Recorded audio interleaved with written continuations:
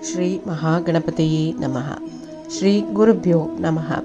In today's humble samarpanam on Mayilpeeli, we shall chant, learn and understand the slokas of Narayaneeyam Dasakam 70. Let us first chant the sloka and then understand the meaning. Dasakam 70 is about the redemption from curse of Sudharshana, killing of Shankhachooda and killing of Arishtaasura.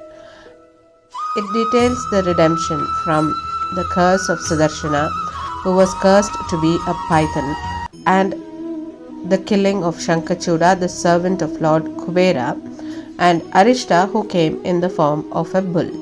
Dashakam 70, Sloka 1.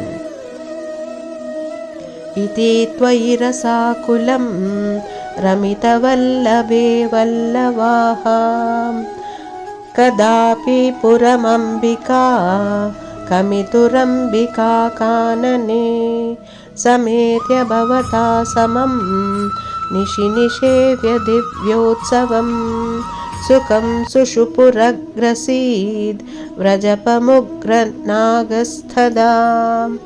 O Lord, as you were passing the days engaging in various sports and making the gopi maidens immensely happy, their men folk, the Gopas, one night visited the temple of Lord Shiva in the Ambika forest along with you. After celebrating the worship and festivities there, they were sleeping soundly when a fierce python swallowed Nanda Gopa.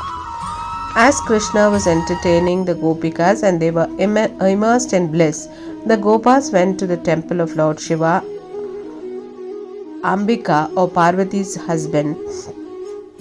Krishna also went along with them to the temple which was in the forest named Ambika.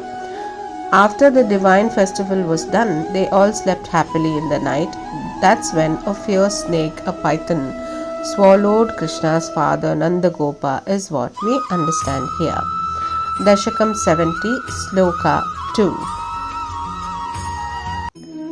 Samunmukhamatolmukha abhihatepi tasmin phalat amunchati bhavatpade nyapati pahi pahiti taihi tada kalupada bhavan samupagamya pasparshatam bhabau sacha nijam tanum samupasadya vedhyadharim. O Lord, when the snake did not loosen its hold, even after being severely beaten with burning logs of wood, the Gopas appealed to you for help. As you approached the snake, which was all the time looking towards you, and placed your foot on it, immediately the snake regained its original form of a Vidyadhara and glistened, says Bhattadri. The fierce snake was looking up. In spite of being thrashed with burning logs of wood, it did not lose hold of his prey. The Gopas fell on Krishna's feet and prayed for protection. As Krishna went near and touched him, the snake with his divine lotus feet, the snake regained its original form of that of a Vidyadhari, is what we understand here. Dashakam 70, Sloka 3. Sudharshana prabho nanu sudarshanakyo'smyaham munin kvachidapahasam ta ihamam vyadurvahasam bhavatpada samarpanad amalatam gatosmityasau stuvan nijapadam yayau vrajapadam cha gopamudha. O Lord, praising you, saying, O wielder of the Sudharshana, my name indeed is Sudharshana, and God changed to this form of a python through the curse of some seers whom I mocked and ridiculed. Now with the contact of your foot I have been purified. The Vidyadhara returned to his abode. The Gopas too went back to Braja happily, says Bhattadri.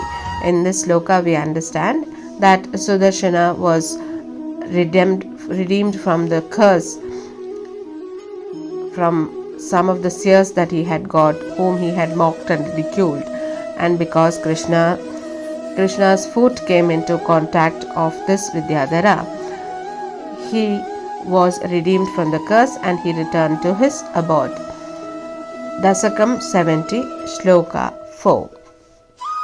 Kadapi kalu sirina viharati tvayi strijanaihi jahara danadhanugha sakila shankhachudo balaha atidrutamανudruta tvamata mukta narijanam rurochita shiromanim halabrute cha tasya dadaham. O Lord, once while you were sporting with Balarama and some women, an emissary of Kubera by name Shankhachooda kidnapped the women. You pursued him fast, and when he let go of the women for fear of you, you killed him, and taking away his crest jewel, gave it to Balaram, says Bhattadri. Dasakam 70, Sloka 5. Dineshu cha suhrujjanaihi sahavaneshu leela param manobhava manoharam rasitavenu nadhamritam bhavantamamaridrusham amritaparanadhayinam vichintya kimunalapan viharata pita gopikaha. O Lord, the Gopikas suffered pangs of separation from you during the daytime when you were away in the woods playing with friends. They were all the time thinking about you, who are more captivating than the god of love, the Cupid himself, who were yourself engrossed in the ambrosially sweet music flowing from your flute, and who were providing to the eyes of the celestial damsels the food of nectar to break their fast, as it were, says Bhattadri. Here we understand that the gopis were always thinking of Krishna. They would feel pangs of separation when he goes to the woods to graze the cows during the day, and Krishna himself would be so engrossed in the luscious music that flows from his flute. The less celestial maidens received the nectar of his music as they were engrossed in listening to the divine musical notes that flowed from his flute. Dashakam 70, Sloka 6.